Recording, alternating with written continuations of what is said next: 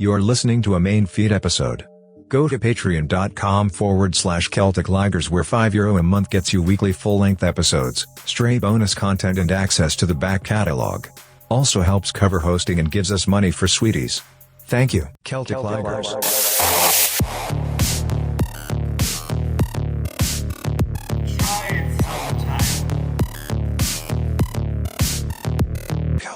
Recorded 14th of May 2025.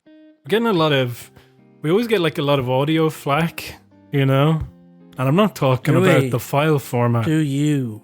We did in the past, and then I somehow managed to get the levels to a point where people quite liked it. But then all of the technical difficulties have fucked up the audio quality. One thing that is Kieran as well, Kieran from Corner Spady, he was like, when he introduced us on his podcast one time, Corner Spady, check it out, he said one point, he was like, and now one of the best sounding podcasts. Do you remember that? Yeah. And I was like, it just kind of put the fear of God in me. And so now I'm kind of obsessing and tweaking over the audio. And then somebody will send in something like, oh, I heard this noise. And you'd be like, what? What do I do? How do I stop this? You know? It's like when Kevin Larney said it was the best research podcast you'd ever heard of. That's a joke. Did he say that? He didn't say that. Yeah, he wasn't joking. He didn't say that. He did. I don't like that. I don't like that at all. Anyway, the trick with the mic is just to turn the gain all the way up. Mm-hmm. Get the most information possible into the stream. It's better to have too much than too little. Then you just whittle it down. Recording audio is a lot like sculpting the Venus de Milo, okay? Yeah. You start off with a big chunk of marble, and you have to just pare it down to this beautiful audio. Yeah? Yeah, there are peaks and valleys. There are curves. Yeah. Stop it. Don't you get me thinking about the Venus de Milo. Hamina, huh? What was so good about her? Are you kidding me? When do you think that the Venus de Milo was done? When did they done it? Yeah. I'm not going to make fun of you because I was shocked. I wouldn't. 200 AD? I don't know. 12. Oh yeah, I always thought it was like Renaissance. Why? What is it? 160 BC. BC? That's weird. BC. That is weird. Because I was actually gonna say BC, and then I was like, no, they wouldn't have done that shit before Christ. You know, like it's gonna have to be after. And it originally had arms. Yeah. Here's another question. Yeah. Does it have a head or not? Yeah, it does. Man, I thought it had no head. Well, I was thinking of the gummy de Milo from The Simpsons. So that's what I use for my basis. Couldn't do that one anymore. Yeah, it's actually a bit of... I mean, it's still a funny episode, but there are some bits in it where it's a little uncomfortable, where it's like, look at all these feminists trying to cancel Homer, just because I think he groped a woman in a car.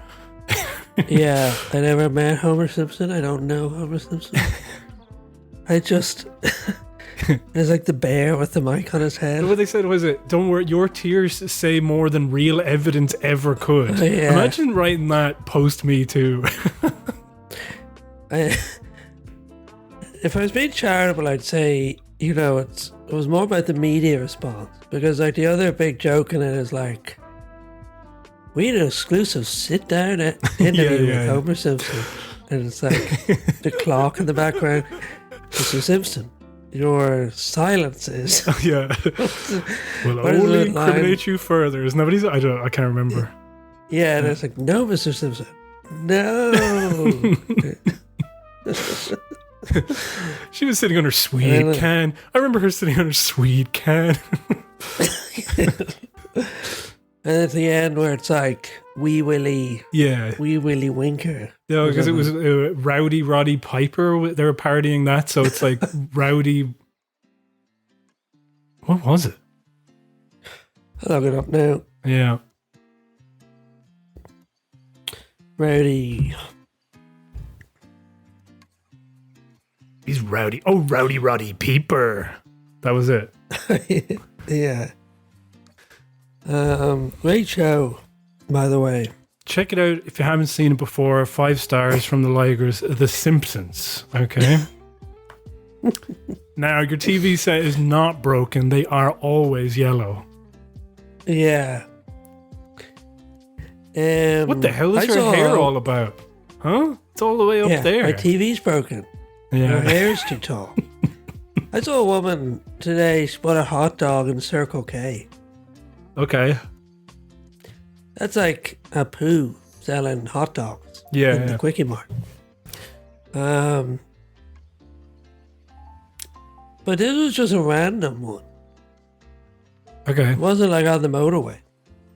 What would possess you to get a hot dog in Here's a Circle for K other people. Booters Day? Yeah, okay. This is what I was going to say. I don't know if it's a Circle K. What is it? The petrol station that's near James's house sells Percy pigs. Just to give you an idea of what we're fucking talking about. It's a Marks and Spencer's garage. Imagine. Crazy. Yeah, it is crazy. There's all hot cross buns as well. Yeah, and they teach people cricket there instead of fucking camogie. Yeah. You know? And before you That's ask, something I always they wear associate with skirts when they Protestants. do it. Yeah. They have to wear skirts. I refuse to give a shit about that. I'm sorry, and I know it's probably a big deal for people, but like the amount of glee that the columnists are like, where do you sit on it? Shut up. It's the same thing as with the Liz Truss lettuce, where you're just like, shut up. Stop getting enjoyment out of this stuff, okay? On the camogie thing, wand. The camogie stick. I have also seen this one on Instagram Reels, and she's not eating like a dog's head or anything like that. It's nothing like that. He's like this American who has for some reason gotten really invested in this, but she like lives in America and everything. That's funny. And then it's like she's posting all these like, you know, just to calm down after all that. You know? Yeah. She's like, imagine if I got really invested in like some sport in India where they what's that one where you know they have it in like certain areas of Spain where you have like the big like the glove that's like mad long and curved and you're like it's like squash except you're like you have a let me look it up. I lie. Is it? But with I'm gonna write squash but with a big glove. Right, squash but with a clown hand. Jai-alai? Did you call it that? Is that what it's? Oh, it's a Basque sport. So there you go. Yeah, that's why it's so shit. Excuse you. It's actually really cool. But imagine I'm getting worked up about it now. Excuse me, with the high velocity balls, you wouldn't be able to handle that, okay? Yeah. Sorry, one of the bits was the reason I bought the tag was supposed to be that the thing to cool down, you know, she was like, I've gotten so worked up. She was like, let's play a game called Is She Gay or Does She Play Camogie? And it's like, she's American. Yeah. But it's like, you don't know any of the archetypes. You know what I mean? Yeah. Do you remember with with Chapo when they came to Liberty Hall and they used that image of the Simpsons from Irish Simpsons memes to be like, okay, well, we don't know anything about Irish politics, but we're going to see how accurate this image is and try to interpret your politics through this image. Yeah. And they came pretty close in many instances. Sinn Féin was Naked Maggie. Wait, Sinn Féin was Hank Scorpio but coloured to look like Jerry Adams. Was it? Yeah. Which one was Naked Maggie? None of them. You said you'd vote for that. I must have been looking at some other memes. Yeah. I was looking at my phone at that point. Yeah. I was looking at the background on my phone at that point. It's mad the way there used to be a post with Naked Maggie on it. Yeah, and they wiped it from like Facebook and Twitter and all that. And you can't find it when you look for it. It's crazy. I'll see if I can find it. It wasn't just her. It was the whole family. Anyway, I don't know why I even brought that up, because like you were saying that this woman was talking about the skirts or whatever they are. Yeah. So what's the deal? I always presumed that they just wore shorts anyway. I didn't think that they wore skirts. Yeah, I never really watched or cared about sport in any capacity. Yeah. So yeah. I have no idea what they got up to on that thing, on that pitch of theirs. That crazy pitch. They gave it 2 halves. An hour or so long.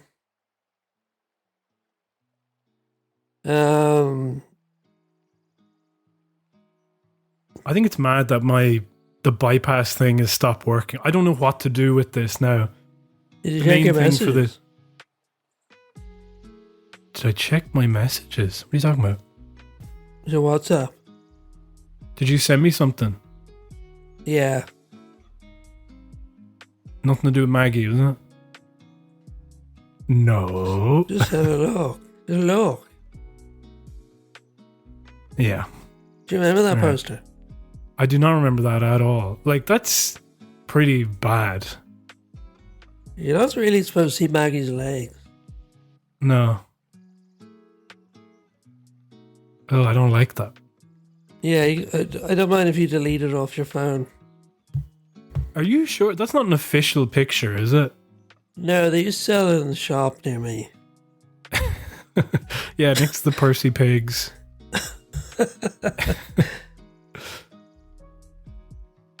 I'm going to delete it. How do I delete it? I'll do it later. Oh, I wish I hadn't put it in the Ligers then. I wish you hadn't. I'll delete it. Just so everyone knows, it's not sexual. No, it's not. It's just not pleasant.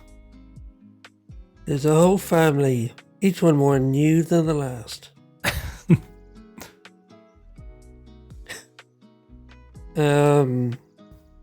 Yeah.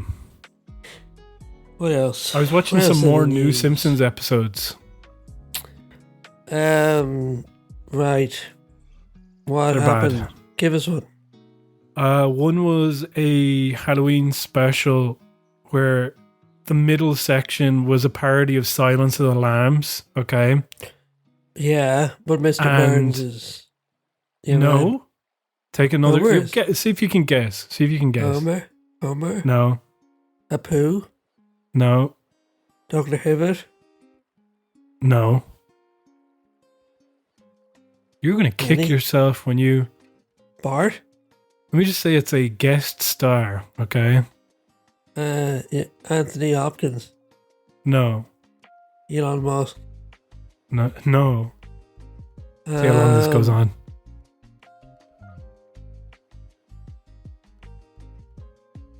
Thingy. Yeah. From the show. Yeah. Hans Christian or whatever his name is. No. Who? Sideshow Bob. Not a guest star. Yes, he is. He is a guest. Sideshow Bob is not a guest on the show. He's not part of the main cast. You were guessing like Dr. Hibbert Okay, that is so crazy. This is such bullshit. You were insane. I did not need this today. You fucking me around like this. Sideshow Bob is not a guest star on The Simpsons. He's Kelsey Grammer is a guest star. Okay, no, that would narrow it down. Okay, no. Imagine if I was like, "What guest star?" and I said like, "Mr. Burns." Hans Moment. Okay.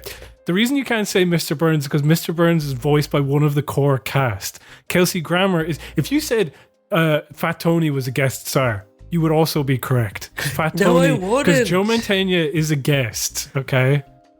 He's semi-regular. He's recurrent. He's a recurring character. Whatever. Be like, whoa, a guest star. You know, Teenage Maggie. No. Oh. Well, actually, older Maggie did appear in this because what happens is they take Cape Fear. Oh, all two right? guest stars. Amazing. Stars for the cast. They do Cape. You know the Cape Fear episode with the rakes and all that shit. Yeah.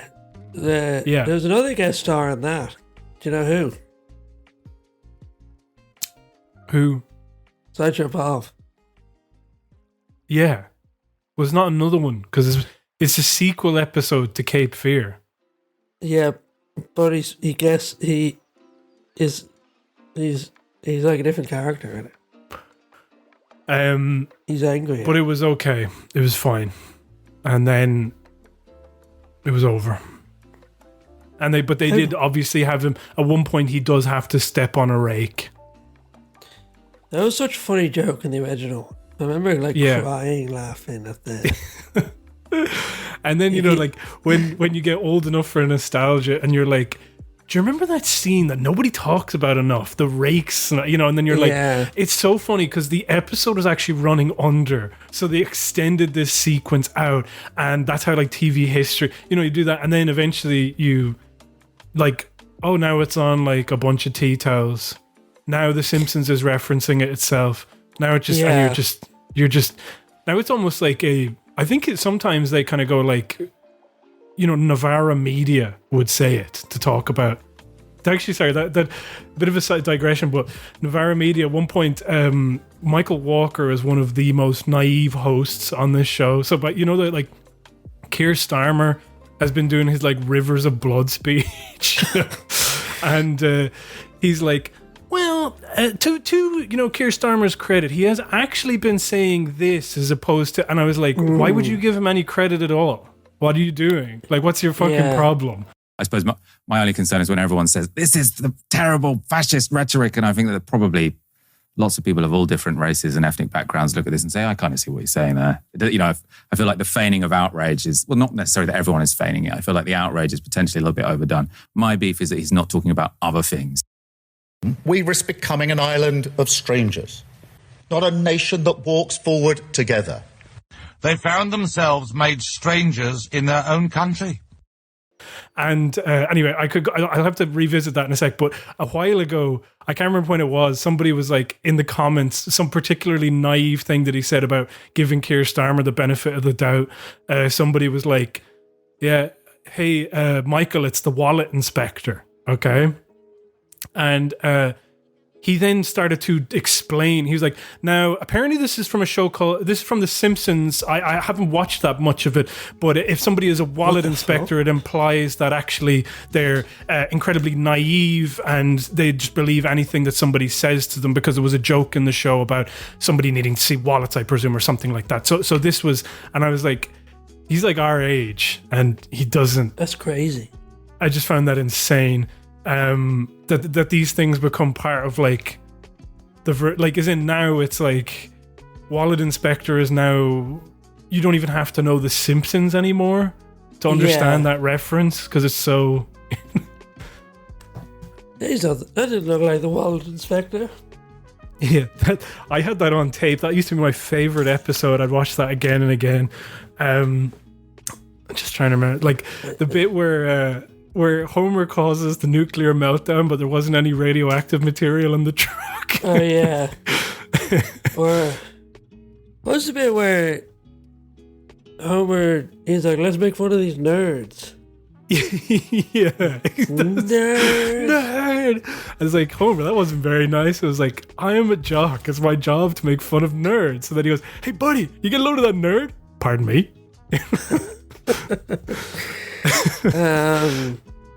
And then the bit where he steals the cinder blocks, he's like, I swiped them from a construction site. Yeah. Sir, 6 cinder blocks are missing. There'll be no hospital. I'll tell the children. Yeah, if that happened here. Yeah. Micheál Martin would still essentially be, our version of filibustering, to be like, and that's wrong. That's wrong of you to say that. It's incorrect, and it's no less than I would expect. Excuse me. No, I don't know how I'm expected to continue if you're going to just shout me down. And this is every day. It's just shouting. Okay, answer over. All right, yeah, cool, bye. Minute gone to respond. So anyway, whatever. Fuck it. 6 cinder blocks are missing. More like €6 billion is missing. Am I right? To build a children's hospital. Yeah. Explain that. What was the other one? I'm trying to remember another bit from Homer Goes to College. When he sits in the lecture and the guy's like, a lot of new faces, out with the old, and with the nucleus, and the last, and he drops the cards. He dropped the cards. He dropped his when he's like, that laugh is one of the, because Dan Castellaneta, the way that that laugh is one of the funniest. Yeah, it's just so like obnoxious, Did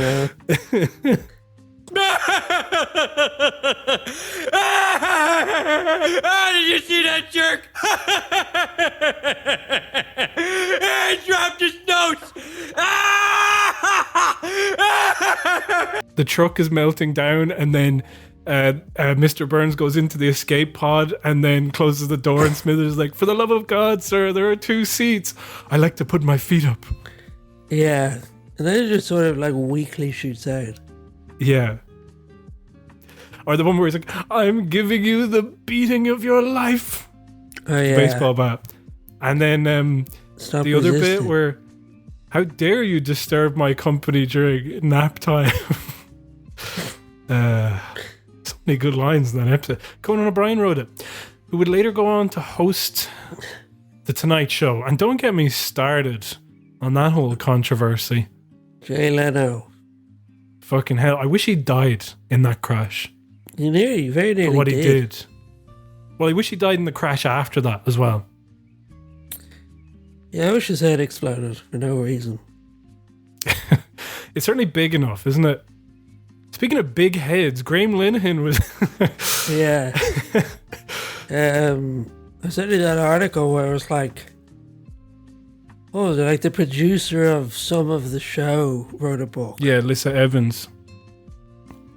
It's mad if you're just part of that show in any capacity. Your career was just me. Yeah. Like, who would read... I'm just saying, who would read a book by the producer of a show? Oh, yeah, I would. I've read, like... I was reading books about, like, Twin Peaks and stuff like that. And Doctor Who. Like, you'd be very interested to know what went... Like, Fawlty Towers. You'd love to know about that. Blackadder. Yeah. I thought that the review... Because I was getting excited to read it. Anything about Graham Linehan where somebody's given out about him, I'm like, hell yeah. So I saw that article you sent in. And then I started reading it and it was like, I reviewed the producer of Father Ted. I reviewed her book. She doesn't talk about Graham Linehan at all, being a piece of shit. And I was like, yeah, I mean, she doesn't have to. She's talking about, like, working on this show. She doesn't have to say it. She didn't say anything good or bad about him, apparently. She was just like, well, I was working with them and that was it, Like, yeah, because it's not like he was at this back when Father Ted was alive. Yeah. I thought it was kind of... You can't be... Like, she doesn't have to have a comment about that at all. Like, she's only talking about her time on the show, and it's, like, a pretty important TV show, all things considered. Or, like, it's part of the canon. It's a very influential TV show. Liz Every, your silence only incriminates you further. Yeah. Yeah. How about this review speaks more than real evidence ever could? Yeah. How about, she's radioactive and she goes, must destroy mankind. Yeah. And then she looks at her watch and she goes, oh, it's lunchtime. Yeah. And then what about she goes, one more thing. You must find the jade monkey before the next full moon. Actually, sir, we found the jade monkey. It was in the glove compartment. And the road maps? And ice scrapers? Yes, sir. Excellent. It's all falling into place. I like the one where Homer was an astronaut. Yeah. Some lines from that would be, I kept saying, I'll go a little later. I'll go a little later. And then when I showed up, he'd already gone. Yeah. I asked the guy if he'd ever come back. He said he didn't know. Well, I'm not going to let that happen again, Marge. That's like when I went to meet Tucker Carlson in Conor McGregor's pub. And the bar manager said he didn't know. What about the Bart manager? And it's like the Bartman, written by Michael Jackson, who stipulated that he said that there should be a guest episode where he's best friends with Bart, and that was very important to him. And it worked out for him. Man, Can't argue with results. I know everyone talks about it, but I still feel like it never gets talked about enough. The fact that he went from black to white. I thought that was like a medical thing. I didn't think that was like surgical. I've never heard of anyone else doing it. No, but I thought that his sister also has the same thing, because she's gotten more light-skinned over the years as well. What's her name? Janet. She's still black, though. You know what I mean? She's the same nose as him. Yeah. Does that mean that it was natural? Yeah, he had vitiligo or whatever. It's a lie. People were lying about Michael Jackson. Jackson this is on Wikipedia anyway. He was diagnosed with the skin disorder vitiligo, which results in white patches on the skin and sensitivity to sunlight. To treat the condition, he used fair-coloured makeup and skin-lightening prescription creams to cover up the uneven blotches of colour caused by the illness. So if he wasn't wearing any makeup, he probably would have had, like, patches. Then why didn't he use black makeup? That is interesting. He was married as well. Yeah.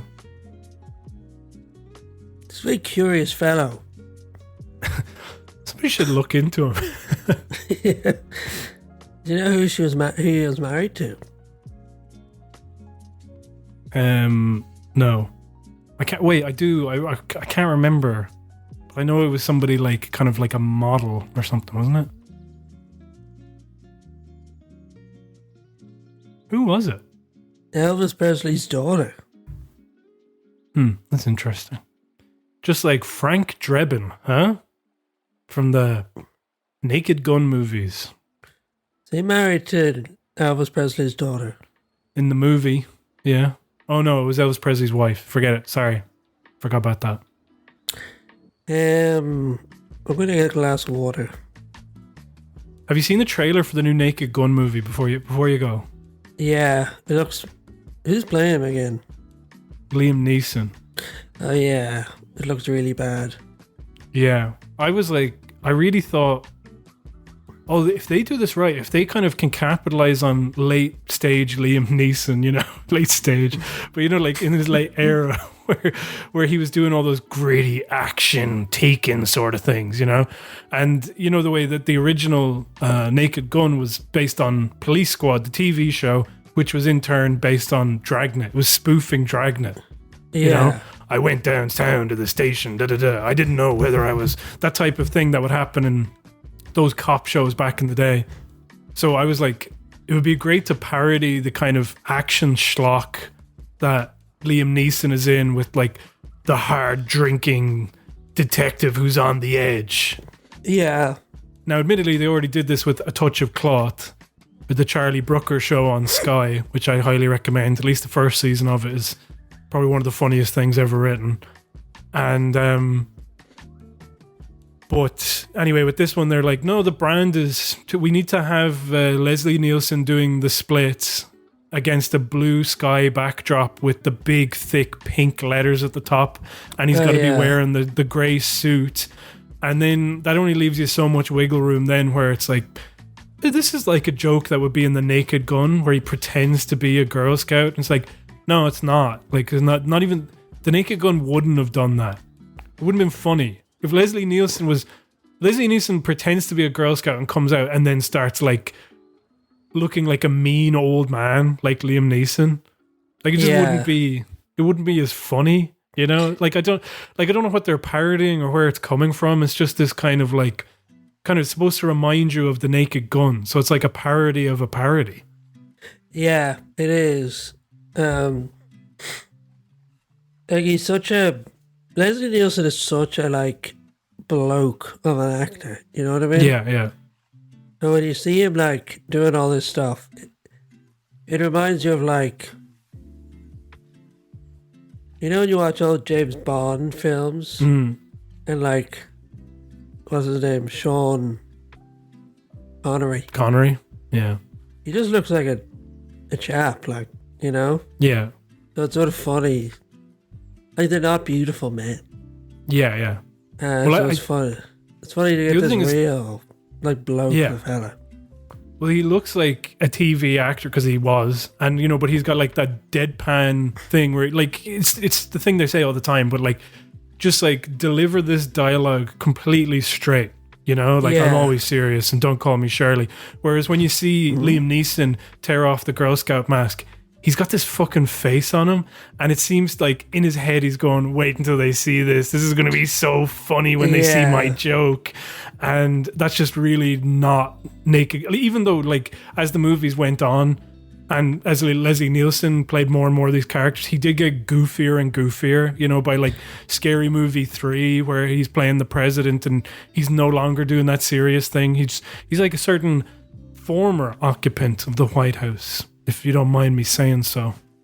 A guy who just recently left, the recently departed, should be departed, really, at this stage. And not dearly. I like the bit. There's one funny joke. I think it was in Scary Movie 4. Which one was the one that was The Shining? Not The Shining. I didn't. Signs. The Signing. That was 3. And one of the aliens is like, it's at the end when the aliens are sort of introducing themselves, and one of them like pisses out of their finger. And then Nielsen's like, you and I are not so different after all. Starts pissing out of his finger. Reading 2 books at the minute. That's right, you heard me. 2. Well, la-dee-da, mister. I'm reading one called 13 Ways of Looking at AI. Okay. What are they? I'll read them to you now. So it's by a composer called Jennifer Walsh. I've only read one. It's really a little booklet. Like 40 pages long. Yeah, I shouldn't really be calling it a book. People think that you're actually reading. It's lightweight shit. Oh, I guess I'm reading. Oh, what were you doing? I was on Twitter all day. Yeah. I was reading the instruction manual for my for my air fryer. Oof. I did so much reading at the restaurant today. My freaking menu. That's like a joke we'd make about Garen Noon. His favorite book is the McDonald's menu. His favorite book is the menu.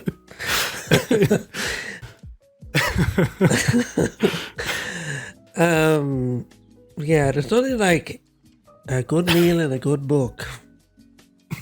At McDonald's and reading the menu for Burger King, where you're going straight after.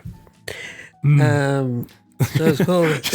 He brought a cereal box with him so he could read the ingredients. Or he's like getting into riddles, but they're all like off the back of Penguin bars. What other sorts of reading can you do that are fat? Food related? I'm imagining what about he's reading an actual book, but because his fingers are so greasy, he can't read all the pages. He keeps seeing through all of the pages and makes it illegible, do you know? Yeah, he's like, I can't read detectives because I always end up reading the last page. I read the ending. Yeah. But only because my hands are so greasy. And or he's like,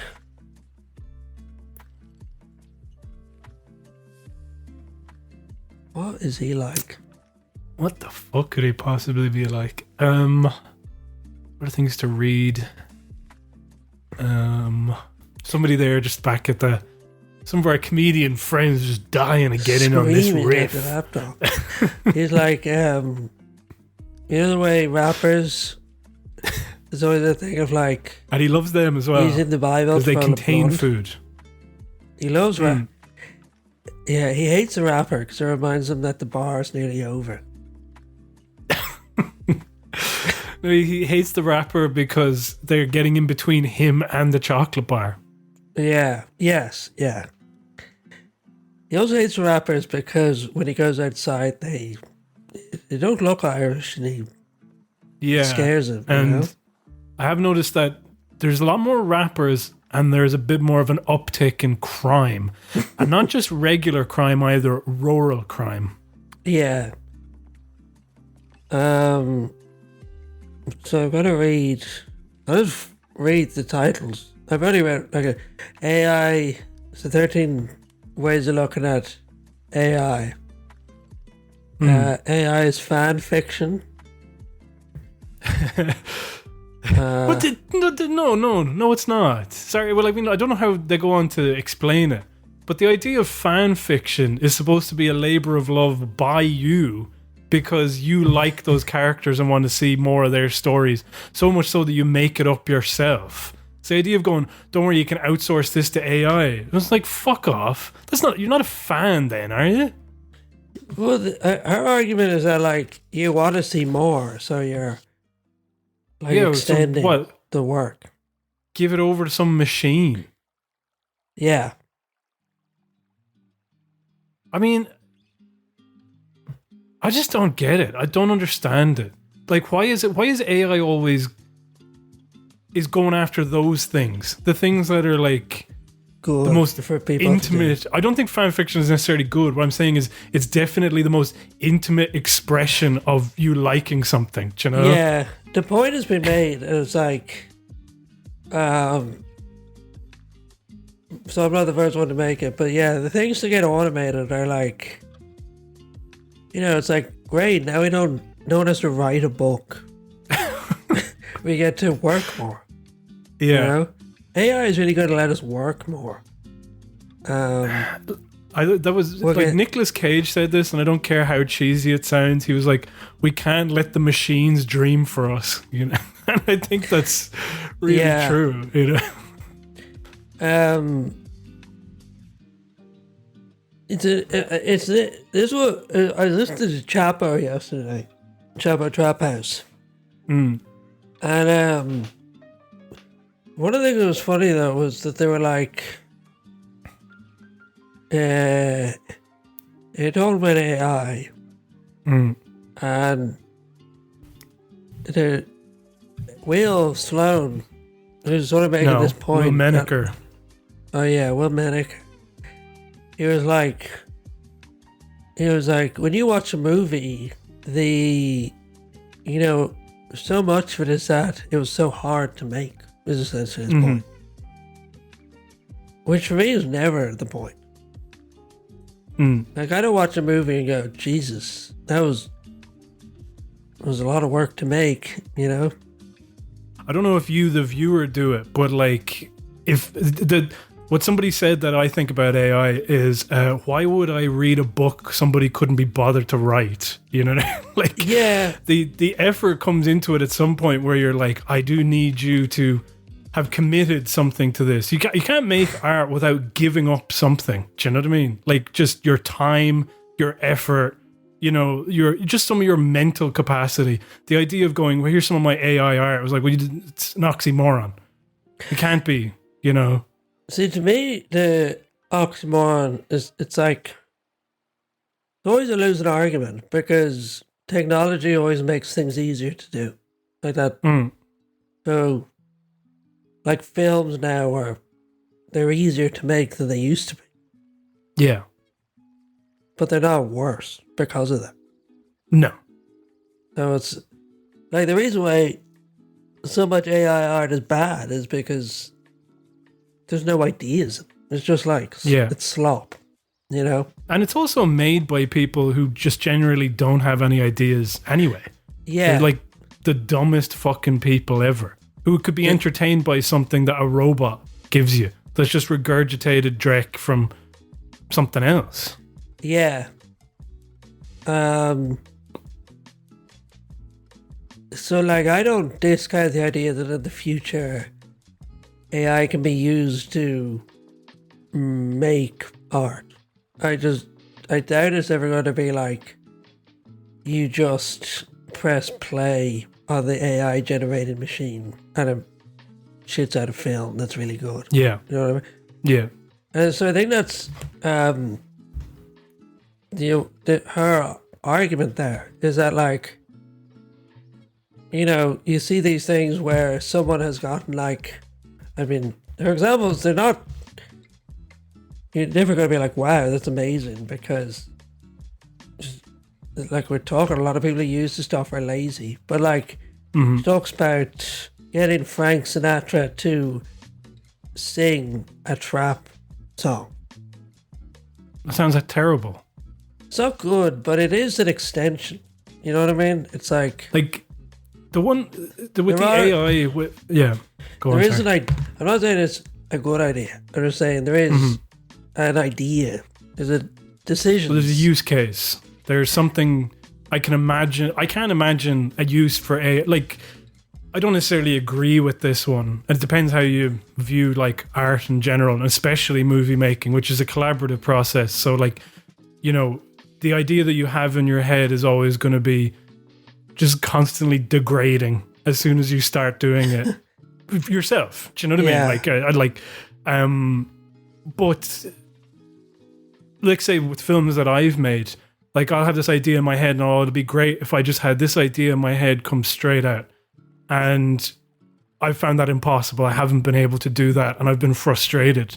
But then other people have come along to a project and then they've given some of their ideas and suddenly it starts to take on all of this stuff and it becomes a very collaborative process, you know? Yeah. Whereas, first of all, AI removes that if you're using AI exclusively. Secondly, you could be like, yeah, it'll take forever. Things that will take forever, okay? If you wanted to use AI for that, then I could possibly, if you made a compelling case, I could understand. Like, I was going to bring up The Brutalist, where people were like, they used AI to correct Adrian Brody's accent, which I don't think you should do, because I think that, like, that's part of the texture of the film's like, oh, but he doesn't sound like he's from that era. It's like, well, he's not from that era, and he's never going to be from that era. And like, this film should be just allow it be what it is. Don't try to change it. But I having said that, if that was what you wanted to do, and it would take absolutely forever, okay, then I could, like, there's so much compositing work and stuff with CGI and VFX, for example, where it's like just painting out a wire or something, you know. Now, obviously, that would affect people's livelihoods, so there's more consideration to be put into that for sure. But what I'm saying is that long, boring, repetitive work that doesn't provide any fulfillment being replaced by AI and also allowing you to free up time to do other stuff is not necessarily the worst thing, you know? You can make a compelling case.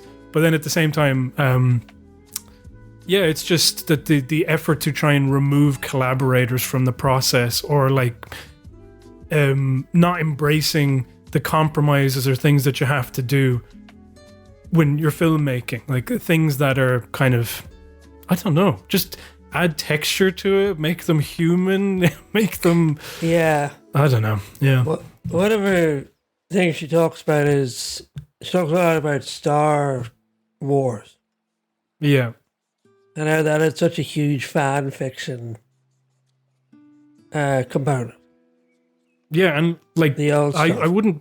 I think, well, I mean, I don't know for sure about Star Wars, but I do know about Doctor Who, that when Doctor Who went off the air, for that, like, went on hiatus for about 10, 11 years, I can't remember how long it was, the fans started making their own stuff, okay? Yeah. And they started writing their own stuff, and then then some of these people who wrote that stuff ended up working on the audio dramas, and then some of them who were working on audio dramas or those independent films, they ended up getting picked up for the show when it came back. You know what I mean? Yeah. Like, all this stuff kind of informed and kind of like, it's a very organic thing. Whereas the idea of going like, well, is it great that all this fan fiction existed and created all these ideas, and we could get AI to do that? You're like, no, that's the opposite. That kind of stifles the creativity that creates the thing that you like, doesn't it? Surely? Yeah.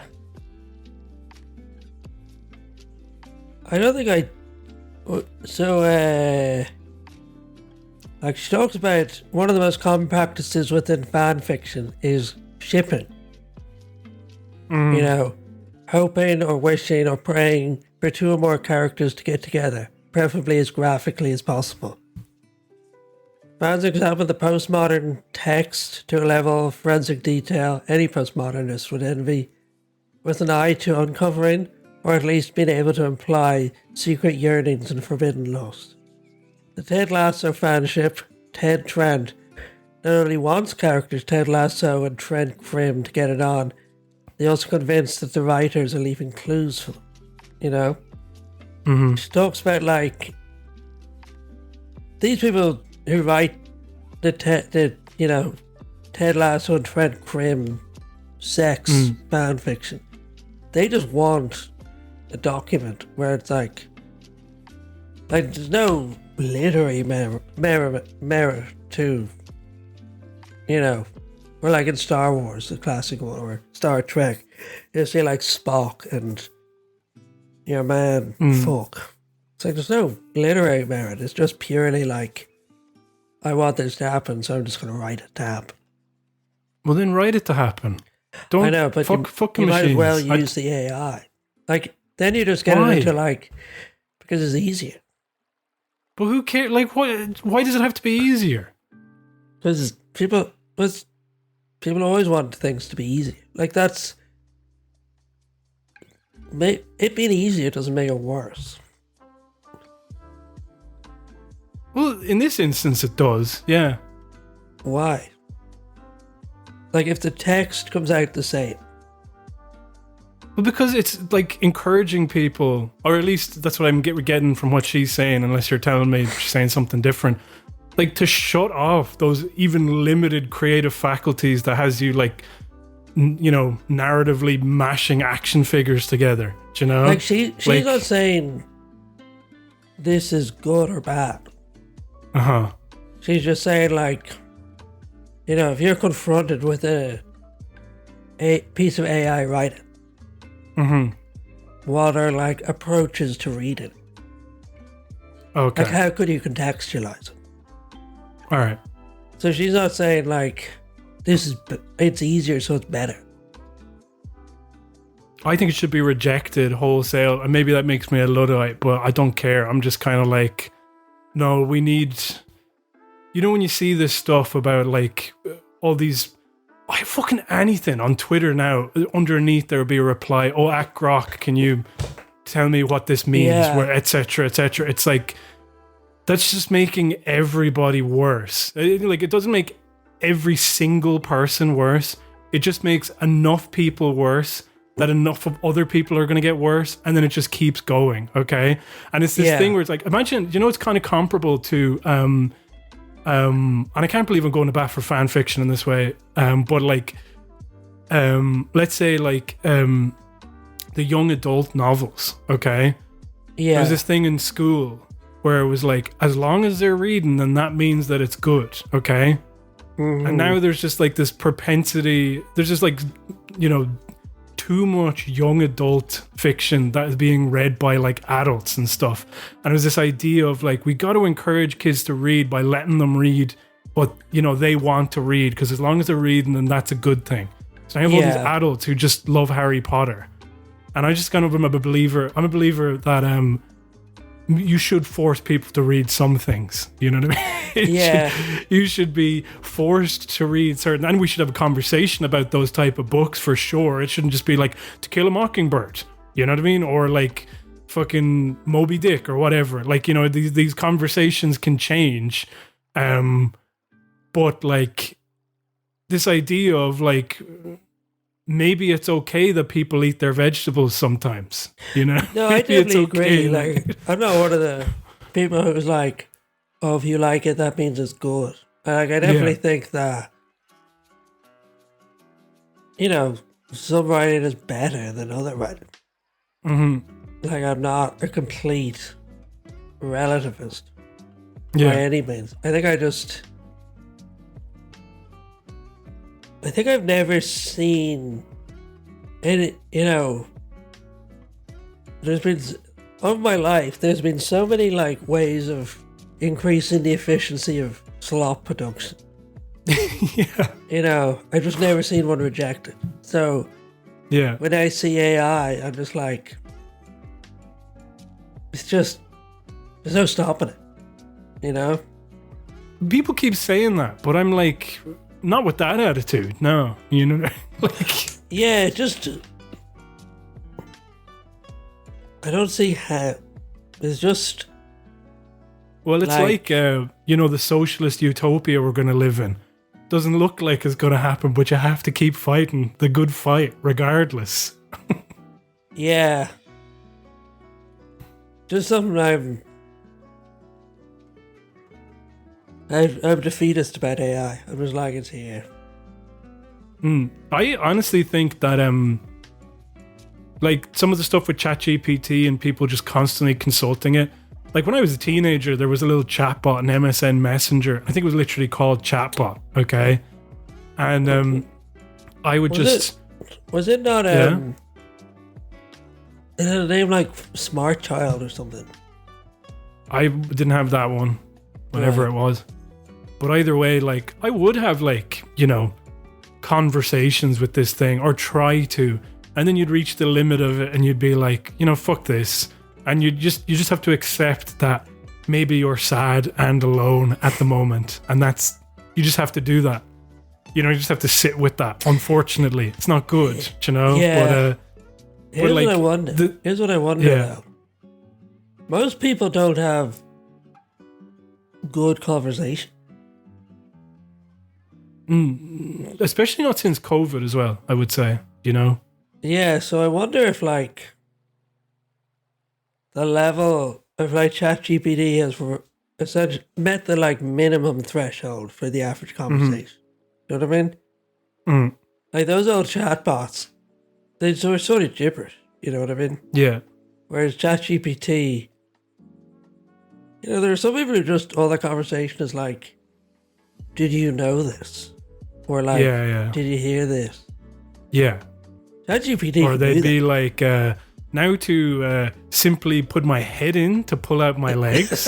Yeah, ChatGPT can do Simpsons quote. You know what I mean? Yeah, we'd be like, just emulate Celtic Ligers if they were a friend, and just keeps quoting The Simpsons at you, and you're like, yeah. James's AI voice just being like, nobody stare at Leela's hideous eye. Oh, yeah.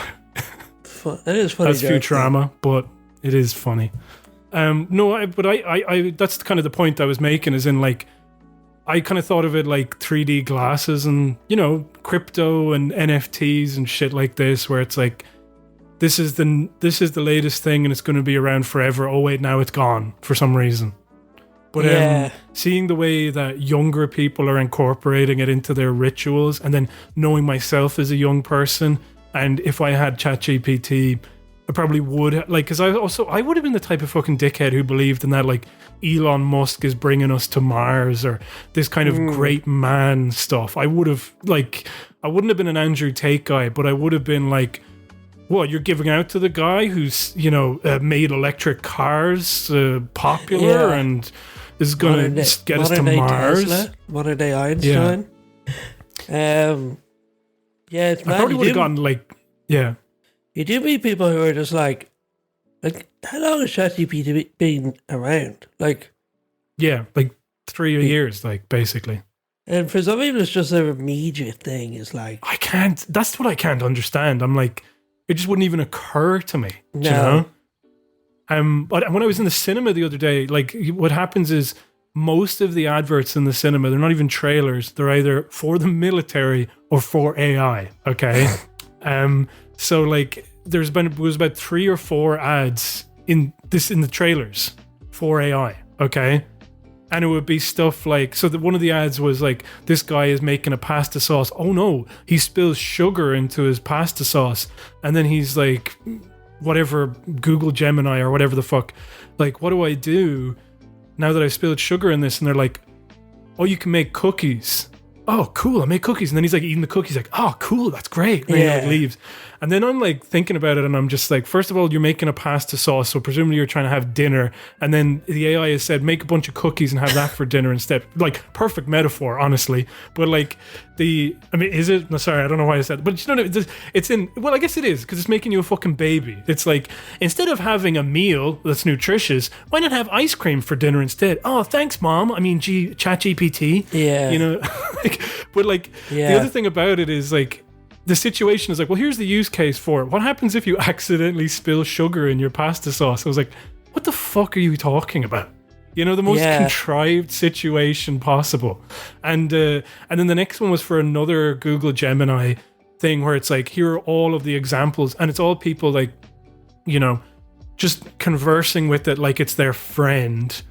And like asking it for advice on like, what should I do about this date? What should I do about this? What should I do?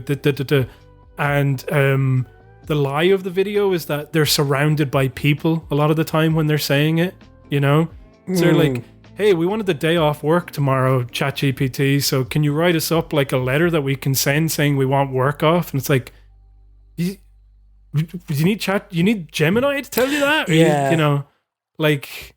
I know. I was trying to show my mom ChatGPT, and she's going to a funeral. So I was like, you shouldn't do this, but just to show you, I was like, write a letter of condolence to this person's husband, And I kept being like, and make it sadder, and make it like grimmer. Yeah. I was like, people probably do that. No, I don't know whether I should reveal. My dad did it, not for like a eulogy, but like for like a speech. He was meant to deliver the speech, and then my sister just got like ChatGPT to write it. I have no doubt that the people he was delivering the speech to, which I will not reveal, but if you know anything about my dad, Mum, then you might know like who he was talking to. James, you definitely know some of the people he was talking to. And ChatGPT is completely sufficient for talking to those people. Yeah. Seeing it, I was at a funeral and someone was making, giving a eulogy. Not the main one, but and it was very. They'd obviously gotten a book, to like how do you write a speech. And it was like, whoever was a fierce woman, it was like, I was talking to the person before, and they were like, you just choose 3 things. They did. You just say those, and that's it. It was like, they were really like, so easy. And they were like, they love knitting, they love cooking, and they love this. Exactly. Yeah. It's like, it's very eerie watching that. And it would only be worse. Imagine if you're at a funeral and someone gave a ChatGPT written eulogy. Yeah. It'd be very eerie. That's happened in Ireland, and I guarantee in the pub afterwards they'd be like, and it's crazy, you can put in anything and it gives you a speech. Like they would like be showing off about it. They would be talking about how amazing it is.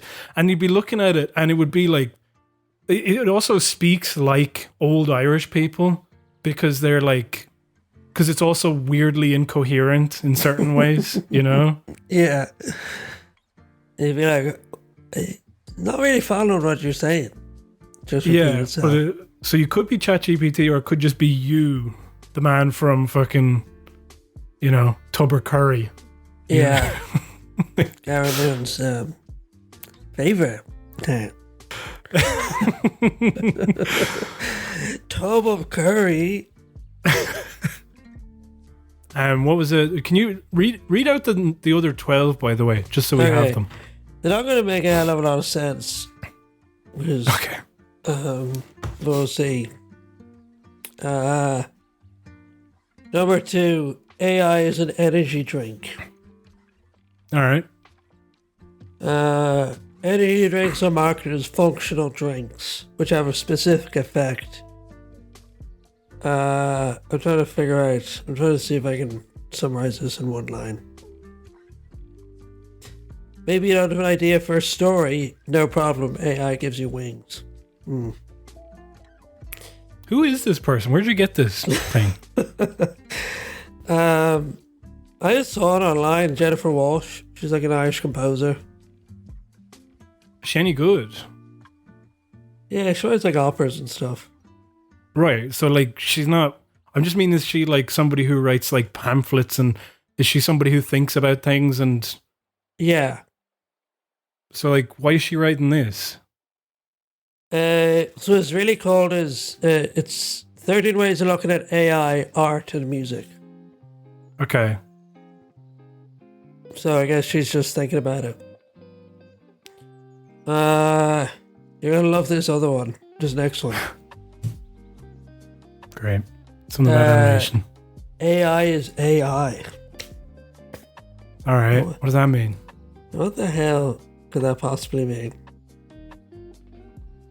I don't know. AI is a meme, is all she says there. Or she says other things. She wrote this with AI. I mean, this is gibberish.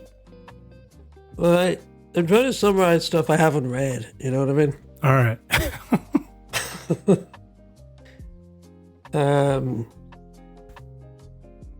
Jeez, you haven't even read it. What? How many pages was it again? Fucking hell.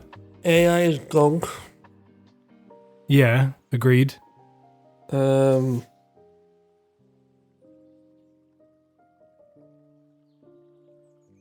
is any substance which is a composite of unidentifiable, possibly disgusting substances. Gunk seems to have a will of its own. When you clean the kitchen, make sure to sort out all the gunk down the bottom of the bin.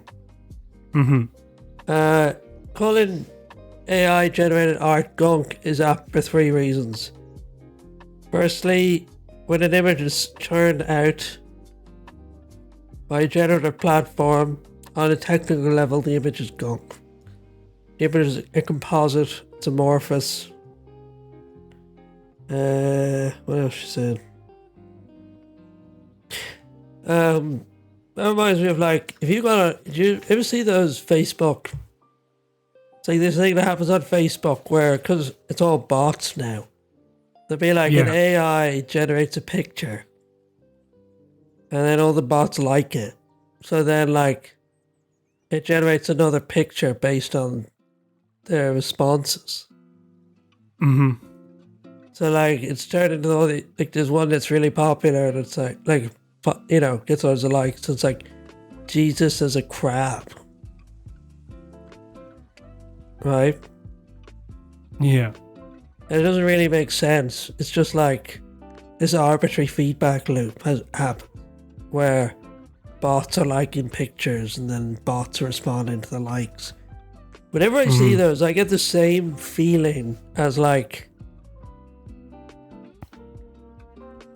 you know, those pictures are like, I read about this cave It was sealed off for like 10,000 years, and there were like all these spiders in it that have evolved to live in the darkness.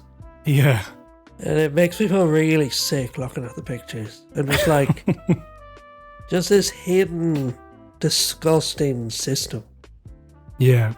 Like when you lift a rock and there's loads of worms underneath it writhing. It just makes me feel the same. Well, I was thinking about when we used ChatGPT as a joke, which, by the way, we were imagining what type of popes there'd be, and one of them was American Pope, and we'll get to that. I nearly dropped dead. James said he was leaving work. He said, "This is like my Doctor Who. I have a phone. I'm watching the live stream. I'm waiting for the Pope to come out." And then he comes out, and then you text me the Pope is American, and I didn't realize that I cared about who the Pope was until that moment, because I was like, no, he can't be fucking American. And then you said he's not even Irish American, and that was even worse. That was if he was from Boston. I'd be like, allegations and all that stuff aside, and all the way they handled it in Boston. It would just be like, I'm like legible. And that's familiar. sort of like what I thought. I mean, like, because like being from Argentina, being from where was there's Germany, Argentina, like the ones in my lifetime anyway. Argentina for us, you might as well be from Spain. You know what I mean? Well, to be honest, like what I was meant is that they're all from the same place, as far as I'm concerned. Yeah. Like Pope John Paul as well, where it's like, where is he from? It's like, I don't know, he's got a vaguely like foreign accent. So that's how I associate the Pope as somebody I don't understand who seems very mystical, you know? Yeah. And then they go like, we interviewed the Pope's brother, and he's like, yeah, I remember he was always playing priest, and then he was watching Conclave. You're like, shut the fuck up. And like, shut up. The Pope came out and he was like smiling in a very American way, and you're just going to see an interview with him, and he's like, it's great to be here, you know. I'm really excited to meet everybody. You know, it's a great time to be traveling around the Pope. And then I also had this thing of like, you're going to see him talk to Trump, and he's going to be like, fuck Donald Trump, you know? Yeah. He's already did that with like JD Vance. He was like tweeting out stuff about JD Vance in an American way, because I know that the Pope has always tweeted since time immemorial, huh? Immemorial or immemorium? He and JD Vance was a Catholic. I didn't realize. He converted to Catholicism. He's so mad. And now there's an American Pope who doesn't like him. Imagine you convert to Catholicism, and then the Pope becomes American and he doesn't like you. Yeah. Must and be the mad. previous Pope didn't like you either. Yeah, I mean, the Pope's probably just not going to like you, obviously. But like, you'd hope.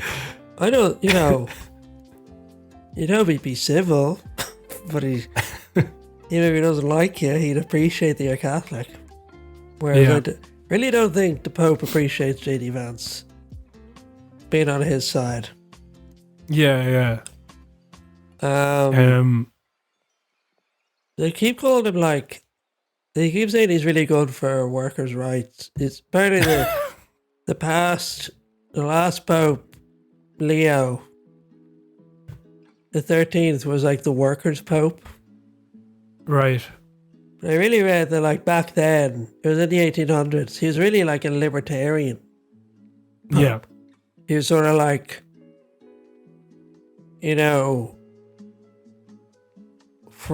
truly free enterprise is best.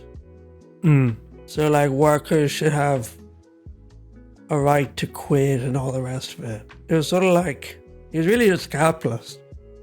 And it was like, that was probably slightly better than being pro like indentured servitude or something. He was sort of just like, when you start working, there's a contract between you and your employer, and you can both negotiate. It wasn't like, I don't think he was pro-union. You know what I mean? Yeah. Well, I mean, like, it's a good thing that the Pope has so much control over what employers do as well. Yeah. Why do I give a fuck what the Pope thinks about jobs? Like, he's really good on work. It's like, whatever. He's bad on like all the other stuff that he actually has control of with being Pope. This guy spent a lot of time in Peru. Interesting. Which could be Does that good mean or something? bad. Yeah. I feel like Peru is quite a socialist country. Isn't it? Yeah. So if he liked that. Is it? I don't know. Yeah. Don't they have your man in charge with the white hat? I'm not talking about the Pope. Although no, he spent a lot of time in Peru as well. No, I don't know who the head of Peru, the leader of who's Look it up. Lima capital. Dina Boluarte. He isn't he the guy with the white hat? It's a she. Oh, she's the one who took over.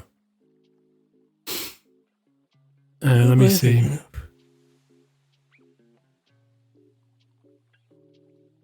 You ever one of those countries elected like a socialist? I'm 99% sure it's Peru. Doesn't sound good so far. I'm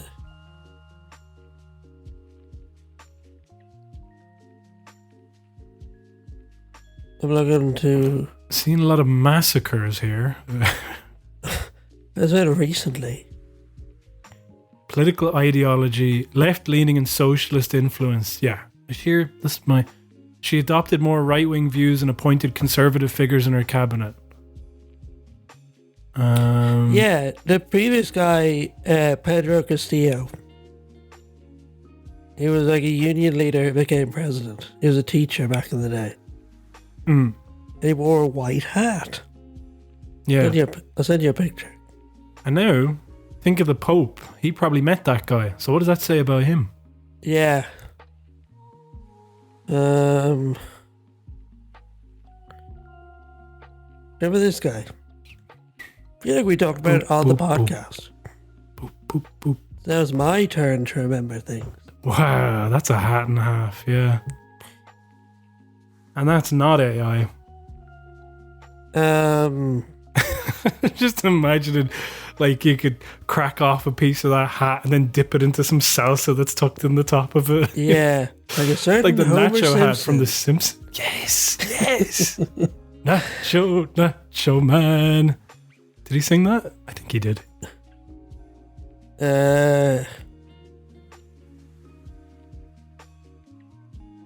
Yeah.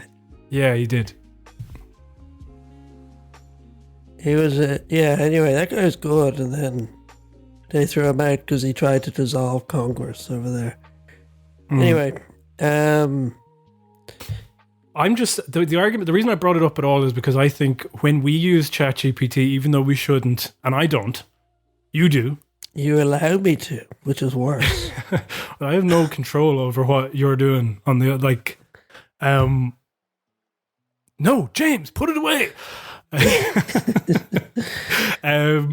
But at least when we're doing like Simpsons episodes with ChatGPT, we're laughing at the things that ChatGPT is doing with the information that it provides. It's like we recognize that ChatGPT is basically an amalgamation of all the stuff that people put into it. Yeah. And so it's funny. It's like seeing like the most searched porn terms in certain countries, you know, where you're like, oh, so that's what the hive mind is thinking, and this is what they're producing when I put in Homer if he was Muslim, you know? Whereas when people go, no, that's the thing. The machine has written me something that I can enjoy and like. And then somebody's advocating, hey, the machine can write you something that you like. It's like, you fundamentally do not understand art at all. And maybe it's a good litmus test. Like maybe laughing. Imagine if we were like laughing at the jokes that the AI was making. We were like, that's so funny. Homer Dean. We need to talk about the news, which we haven't done for an hour and a half. What's the other? Read the rest of the AI things, and then we got to get on to some topical current affairs shit. I don't know. I'm sort of bored of reading them. Read them. Just rattle them off. Okay.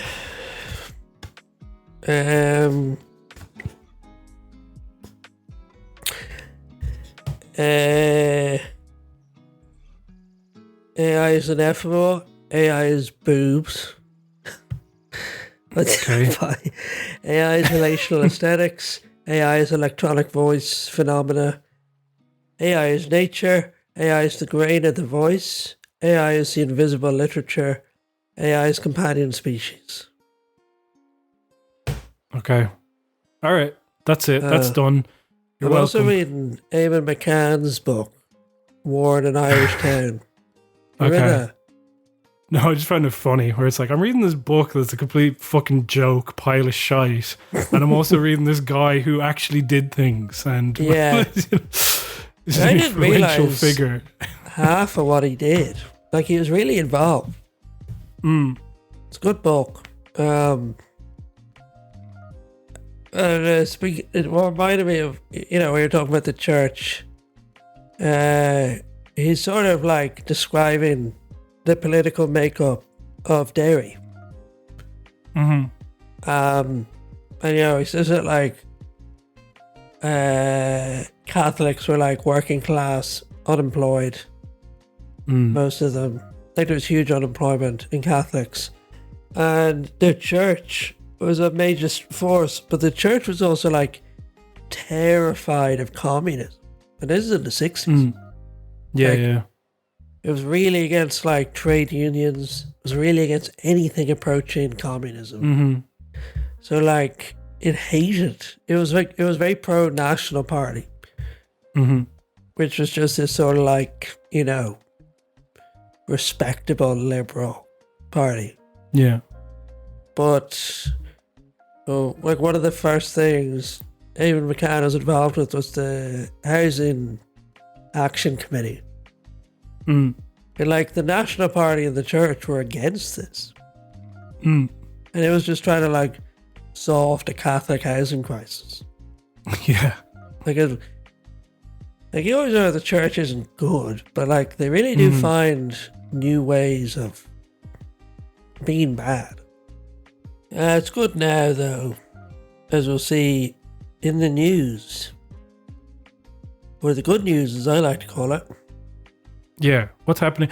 Well, one thing I definitely wanted to talk about, because it's been on my mind for that, and it's annoying that I can't access the Irish Examiner with my usual paywall bypassing thing.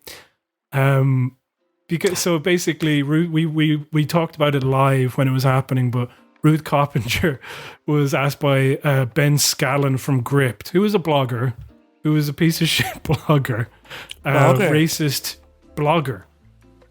He's from Gript. Just a racist blogger is what he is, okay? Right. And he asked these new stats. We can watch the clip if you want. We'll watch the clip. Do you want to watch the clip? Yeah, but I don't care, I'm not saying you do, but if he was a proper journalist, I'd still hate him. You know what I mean? It doesn't matter. Yeah. But the fact that, like, I think the reason I'm annoyed is because he gets invited on, like, all of these chat shows and stuff to spew his bile. And then I'm kind of like, you might as well invite us on. Like, we don't have the same audience numbers for sure. But I'm as fucking ignorant as John McGurk and Ben Scallon, okay? And here, if you told me I was going to be on TV, I might even go out and buy a suit and tie. So I can go up there and just say stuff that... Be taken fucking seriously for once. That's the end of the free bit. Go to patreon.com/CelticLigers for the rest, where the Ligers talk about Ruth Coppinger refusing to talk to a racist blog, Graham Linehan talking about queer culture, and more on AI slop with some terrible comedy sketches.